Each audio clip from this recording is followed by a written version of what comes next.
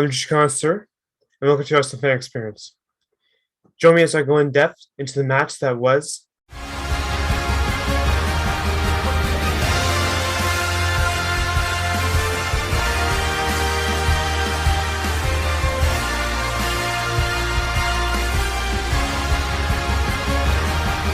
And going into this match today, I shall begin by addressing the previous matchup between Arsenal and Manchester United, in which Arsenal and Manchester United played to a thrilling 3-2 match where Manchester United came out on top with thanks partly to 2 goals from Cristiano Ronaldo. Before I begin, I shall wish my prayers and thoughts to Cristiano Ronaldo and his girlfriend at this time, who just lost their son. And for Ronaldo specifically, he missed the match against Liverpool for that very reason, but he was back for the match today. And particularly as we look at starting 11 for Arsenal, very similar lineup, with the exception of Rob Holding out and Cedric back in, Ben White back at center, right back.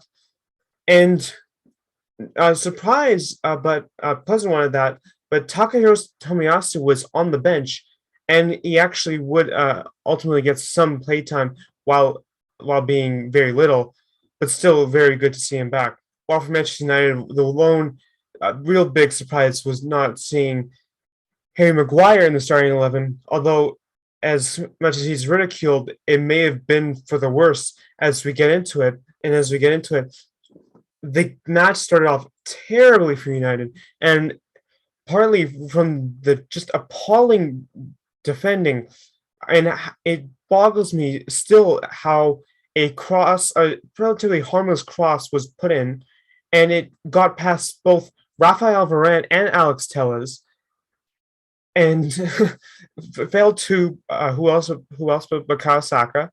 And Saka, a great effort with his left foot, that was saved beautifully by David De Gea, but just so had that because the fact the United defenders are so discombobulated, Nuno Tavares was able to snatch out the rebound and put it into the back of the net to give Arsenal a 1-0 lead. And just a terrible series of events from United, but a great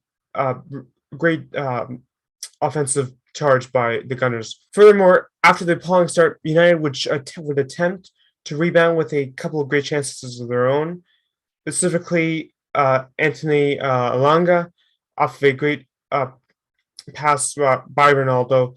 He raced into the box, but he had only so much room between him and Ramsdale was able to get the upper hand on him. While Ramsdale also made a pretty poor pass off a goal kick that fell right to a United player and then right to Bruno Fernandes. And you do not want Bruno Fernandes to get the ball that close.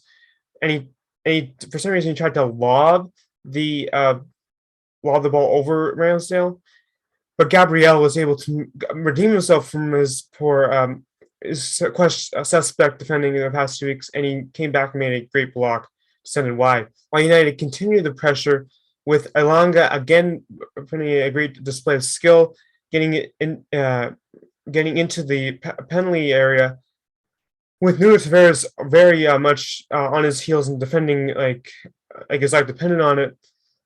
And Elanga actually went down and appealed for a penalty, but fortunately nothing came out of it and play continued. For United's consistent pressure would again continue with Diego Dallo putting in a shot off the crossbar.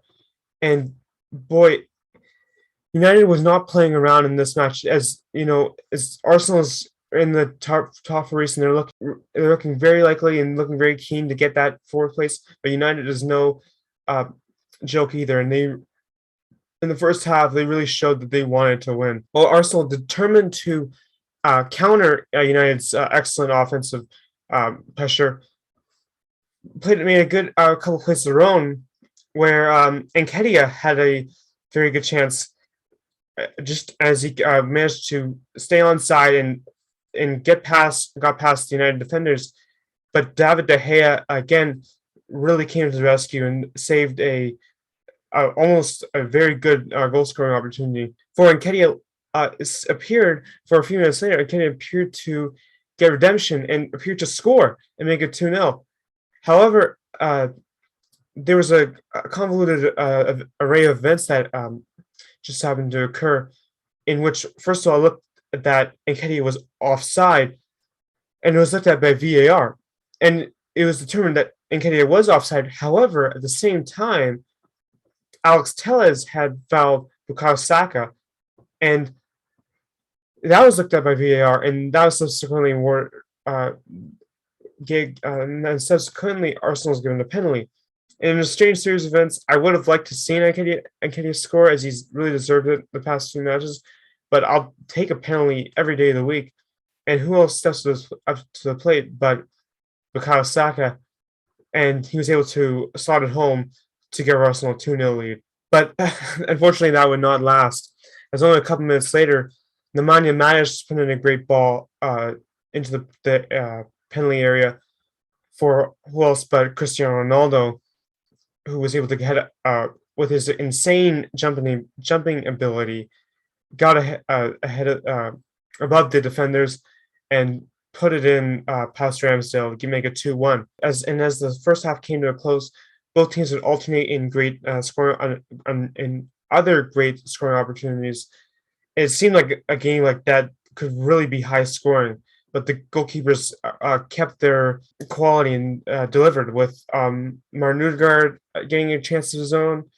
But just before that, so would Alex Telles, and even Mohamed Elneny, of all players, would get in a great chance that he tried to deceive and threw off De Gea, but he was able to. Was having none of that, and he delivered a great save. And overall, going into the first half, Arsenal leading 2-1. They were on the edge. To be honest, they were playing really well, but there was just the possibility that United could maybe get another goal or two. They really were inclining for another goal, but I had confidence in that the Arsenal D and their midfield, that especially Mohamed Elneny, was able to just shut down any potential chances in the midfield. And as we get in the second half now, it started off very poorly for the Gunners, as after a corner kick, it just so happened that Nuno Tavares had stupidly decided to put his hand out like he was playing volleyball, and you can't do that in a situation like that. And there's no no chance that the referee won't call that. It would be looked at by VAR, and they did award United with a penalty. And who else? And to my surprise, Bruno Fernandes came out to the plate to take it instead of a guy like Cristiano Ronaldo. And Fernandes is very inconsistent with some of his penalties. I think back to one where he missed against Aston Villa, where it went up to the sky. And in this instance, it was on net, but it went to the wide and it hit the post. And Arsenal caught a break with that, as that easily could have gone in with his inconsistent ability. He does have a tendency to bury those, and fortunately for Arsenal, that today was not the case. But despite the dread of that missed opportunity, that did not deter United's offensive ability at all. As specifically, a couple minutes later, Jadon Sancho would come on and find a lot of time and space. Again, I don't know why Arsenal was just let him have that, although he has really not delivered this season. So I can see why they're unlikely to really adjust him or with respect. But he delivered a deceivingly low strike towards the goal that the Rams had to move, and I mean, he made a great save to put it away and around the post. Meanwhile, just a minute later, would it appear that United got their equalizing goal with Cristiano Ronaldo putting in a great ball, but he was actually also ruled offside as he was just nonchalantly walking back, and fortunately, an Arsenal defender was just in front of him. So again, Arsenal caught a break, and once again, Diego Dallo to his to not hit. It just wasn't his day as he never received another chance with the ball and fired it towards the near post. But Ramsdale again was there to push it away uh, onto the post and putting again suppressing United attack. And it was not an easy day for Ramsdale, and he was really up to the task today, fortunately. Next, there would be a couple instances of yellow card cautions towards both Granit Xhaka and Nuno Tavares for pretty juvenile and unnecessary plays of action. But it's nothing to really worry about. And Xhaka would absolutely redeem himself in the about a couple minutes later, as after a United turnover in their own area, which they were very prone to doing today, Mohamed El-Neni was able to deliver a great pass to Granit Xhaka, who one timed it from around 30 yards out and just boom right into the net as all the players served as screens for De Gea, as he was unable to really get a good look on it. And it was an incredible shot from Xhaka, and he tries those shots a lot and has in his tenure at Arsenal. And for the most part, they don't really work, but there's no denying that he's gained inspiration from likes of Thomas Partey, and Mohamed El-Neni has scored a goal like that too. And he just absolutely nailed it in this instance. And what a way to cement his status at Arsenal. Really a way to sum up his season, as I have been thoroughly impressed with him this season. And to think that there was a time, even just before the season, that he was already set on leaving, and just the whole history between him, he really has redeemed himself, and I look forward to seeing how much more he can grow, as this season's been a revelation for him, and I'm so happy to see for him. I really am, as he's proven me wrong, and I'm glad to see him with that great goal today. And in the next succeeding minutes, there really wouldn't be a lot of action, as there would be a couple substitutions. Gabriel Martinelli would come on for Emil Smith Rowe, who had a kind of a quiet day. Mohamed El-Neni would receive a yellow card. Victor Lindelof, who was also just absolutely very unimpressed with him, as he actually looked to get out of the way of that shot and didn't seem to really pressure Xhaka at all when he scored. Bob Holding would also come on for Bukayo Saka, and as I mentioned earlier in the video, I was pleasantly surprised to see Tomiyasu come on for Cedric, as he added a little more solidified defending to their cause. Although after that third goal, it really deflated United, and they never really got another great chance after that.